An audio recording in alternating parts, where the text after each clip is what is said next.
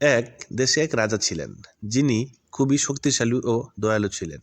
কিন্তু তিনি একটি বিষয়ে দুঃখী ছিলেন। তার মনে সবসময় অশান্তি কাজ করত। রাজ্যের সবকিছু থাকা সত্ত্বেও তিনি সুখী ছিলেন না। একদিন তিনি তার মন্ত্রীদের কাছে জিজ্ঞেস করলেন, কি করলে আমি সুখী হতে পারি?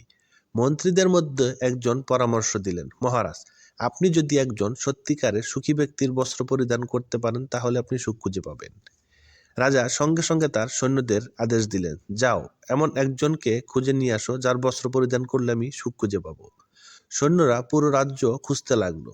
তারা ধনী ব্যবসায়ী, বিদ্বান, পণ্ডিত, কৃষক, এমনকি অন্যান্য রাজাদের কাছেও গেল, কিন্তু সবাই কিছু না কিছু নিয়ে অখুশি ছিল।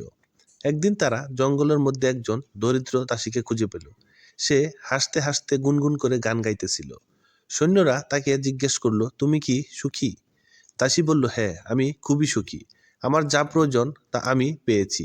আমি জীবনে কোনো অভিযোগ করি না। সৈন্যরা তখন তাকে বলল, তাহলে তুমি তোমার বস্ত্রখানা আমাকে দাও। তখন দাসী হেসে বলল, আমার তো কোনো বস্ত্রই নেই। গল্পের শিক্ষা: সুখ আসলে বাইরের কোনো জিনিস নয়, এটি আমাদের মনের একটি অবস্থা। যদি আমরা আমাদের জীবন এবং যা আছে তা নিয়ে সন্তুষ্ট